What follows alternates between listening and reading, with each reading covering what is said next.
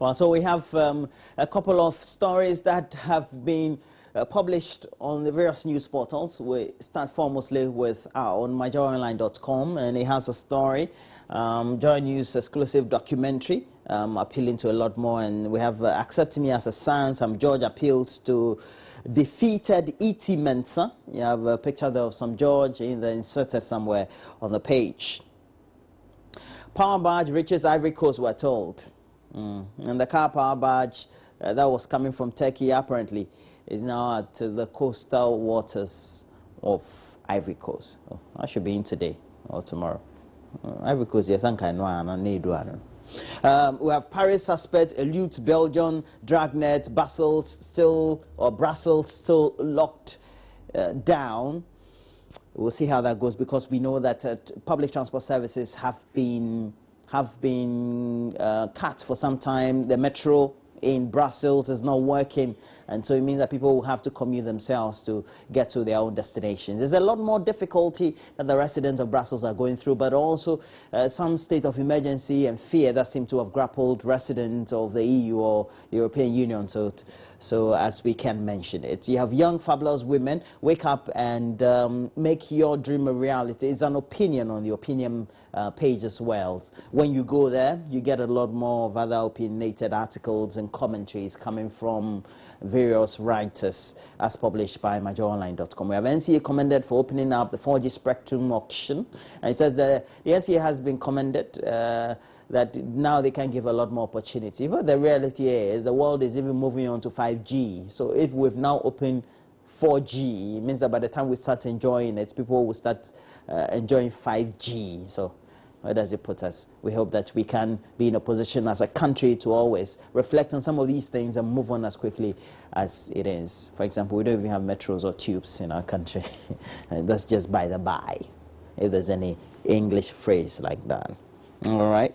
We have election headquarters saying yes, 95.1% NDC members endorse President John Dramani Mahama to contest the 2016 elections as their presidential candidate.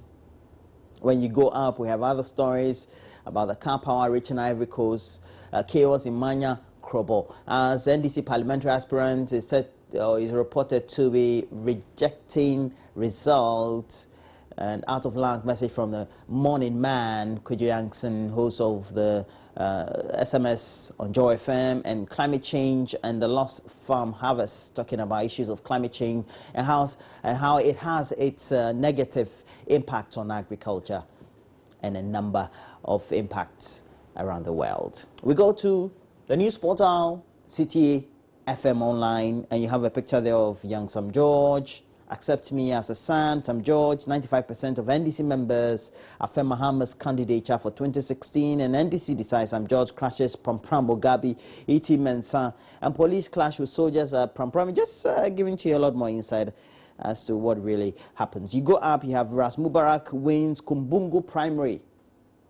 He tried in Accra, Ablekuma North, he didn't succeed. He decided to go to his home state of Kumbungu, and he was elected as a parliamentary candidate. What more can a man want? If you want to be a top politician, you have to take risks. If you don't take a risk, it means that you have nothing else to win. That's how it is. You just have to take a risk. Angry youth attack Cape Coast police station over death of residents, and the angry youth really are not coming from the metropolis of Cape Coast. They're coming from a community close by called Nsin. And we know that the police had conducted a swoop in their community in which one person died. The police says that the death was not directly related to their swoop, but just seemed to have been a result of the confrontation between the residents and the police during the swoop. But the residents of that very community in Nsin got angry. They came to the police station at Bacano. For many of you who seem to know Cape Coast very well, just close to the beach somehow, where the force station thereabout is. And then they vandalized a number of vehicles. We're told the number of about 15 vehicles belonging to the police personnel and the station as well. So that's the current situation as it is. For me, breaking the law is breaking the law. I don't know what the police will do about it. We have other story. Big names fall in NDC primaries. Infographic there. Pictures there for you. But you have a lot more sports as well. Cristiano Ronaldo, Man United want Real Madrid forward.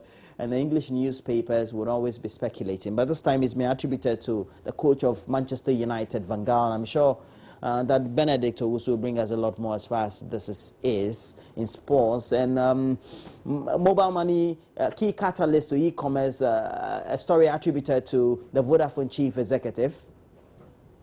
And we have other stories in here. China gives Ghana $12 million for potable water. Oh, it's Ghana this, so 12 million. Okay, and then now let's go to BBC The Africa page. It has a story.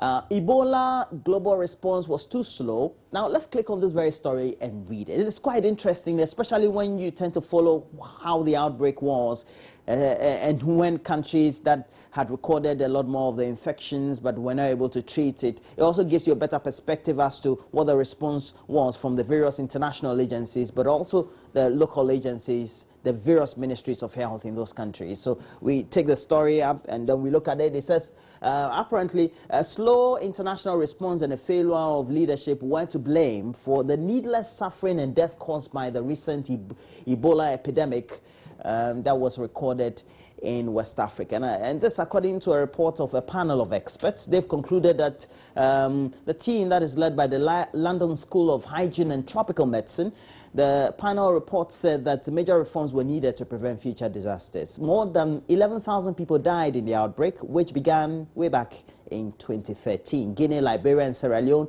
were the countries most badly hit. The report said these countries first were unable to detect the secondary reports and also respond appropriately rapidly to outbreaks, something which allowed Ebola to develop into a worldwide crisis. Well, so we have to now give you a better perspective, because there's something happening at the MPP headquarters, and apparently there seem to be some disturbances there. We have Beatrice Seydu, our colleague there, and Beatrice is on the line to give us a lot more perspective as to what really is happening. If you're on the line, Beatrice, tell us what really is happening at the headquarters of the MPP. Beatrice, I do. Hello, Roland.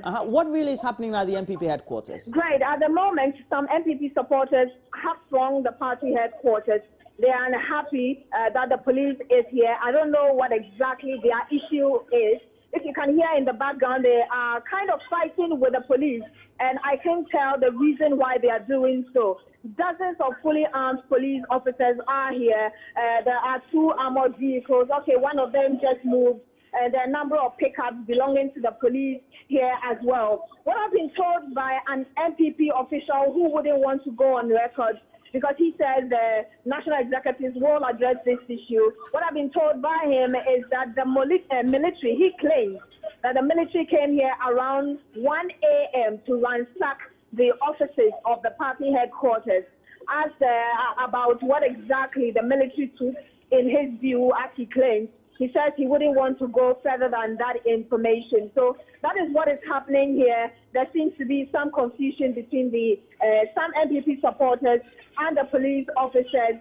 You can hear a woman shouting in the background. That's the Nima District Police Commander, DSP Felicia Yensu, who is leading the team here to prevent anybody trying to go in there.